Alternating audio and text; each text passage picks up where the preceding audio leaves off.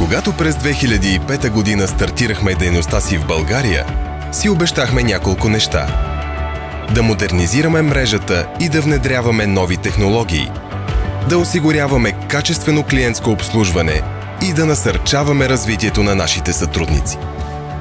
20 години по-късно се гордеем с постигнатото. Гордеем се, че започнахме изграждането на високотехнологични подстанции и сме част от енергийното бъдеще на страната.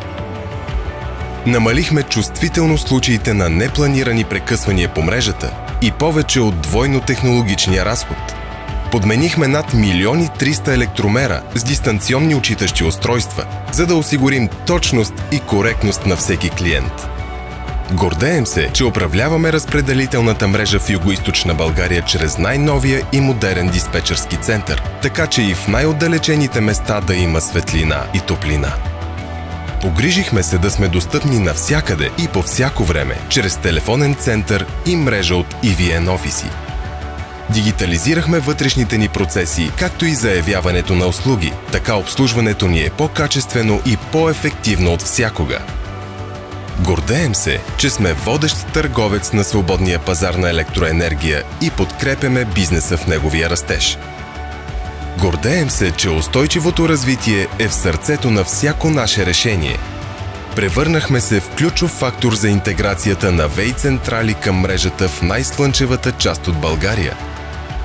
Модернизирахме централното топлоснабдяване в Пловдив и сега предоставяме комфорт и уют чрез съвременна и екологична услуга. Освен за хората, се грижим и за околната среда.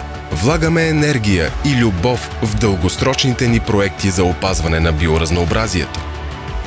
Гордеем се, че сме проводник на добрите идеи. Реализирахме над 240 доброволчески акции и не спираме до тук. Изградихме мост между бизнеса и образованието с възможностите за стаж и програмите ни за обучение на младежи. Гордеем се с отличната подготовка, високото ниво на професионализъм и ангажираност, които стоят зад нашите проекти.